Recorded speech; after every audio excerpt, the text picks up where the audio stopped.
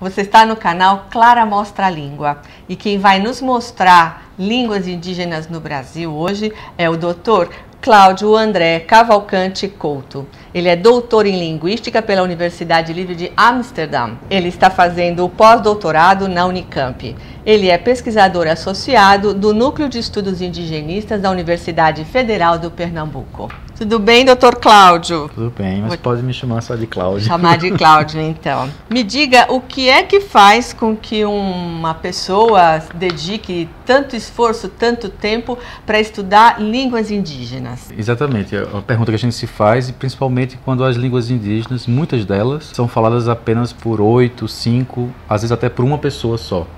Então as pessoas se perguntam, mas por que estudar uma língua que só tem um falante ou 5 falantes? O papel da linguística seria responder qual é a natureza da linguagem humana. E para responder a esse interesse, você precisaria de o maior número possível de línguas descritas. Então quer dizer que índio é tudo uma coisa só e eles todos falam a mesma língua? Não.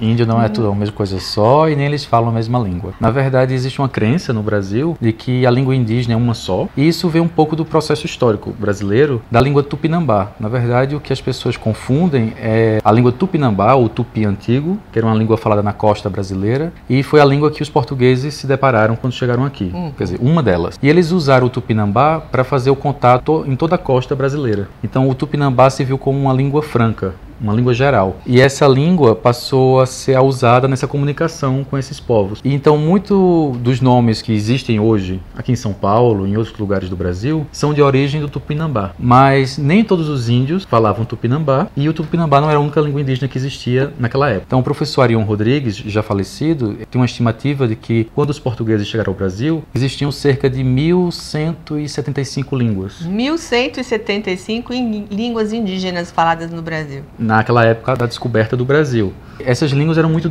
diferentes entre si, não eram dialetos de uma mesma língua.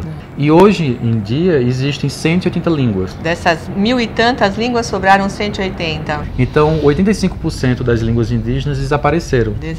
Nesses 500 anos. E as línguas que existem hoje, essas 180, elas são classificadas em troncos e famílias distintos. Então, para dar um exemplo, existem hoje nas línguas indígenas 2 troncos, o tronco tupi e o tronco macro-G, 13 famílias isoladas e 6 línguas isoladas. Então, para a gente fazer uma comparação com as línguas indo-europeias, que a gente tem mais conhecimento, o português e o espanhol pertencem à mesma família, que é a família neolatina ou românica. O inglês e o holandês pertencem à mesma família, que são as línguas germânicas. Tanto a família germânica quanto a família neolatina pertencem ao mesmo tronco, que é o tronco indo-europeu. Então, agora voltando para o tupi. A língua tupinambá, uma língua já extinta, foi classificada como integrante da família tupi-guarani. Na família tupi-guarani existem outras línguas, inclusive línguas vivas hoje, como o exemplo do guarani ou o exemplo do camaiurá, que são línguas da família tupi-guarani. Essas línguas formam uma família. Existem outras famílias que compõe junto com essa família um só tronco, que é o tronco tupi. É muita língua, né, Cláudio?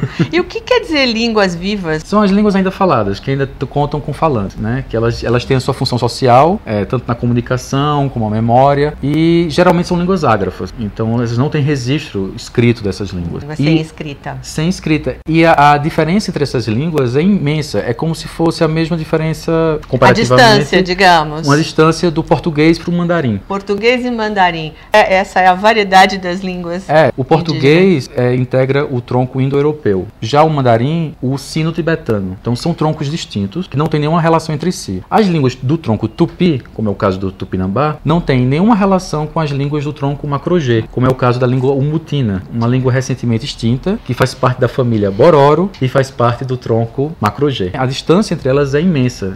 Você não tem nem como comparar essas línguas, porque elas são muito distintas entre si. Então, é daí que eu falo, a distância seria tal qual o português para o mandarim.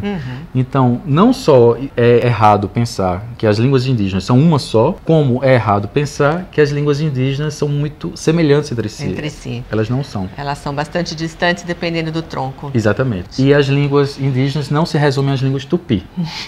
As línguas tupi, repito, é um tronco e inclui várias línguas, inclusive o tupinambá. Isso quer dizer que no Brasil não se fala só português? Não. Longe disso, o Brasil é um país de muitas línguas. Se você gostou, dá um like. Eu faço vídeos especialmente para você entender que a língua nos representa. como esse que você acabou de assistir, que é o primeiro da série. Inscreva-se no meu canal, comente, compartilhe!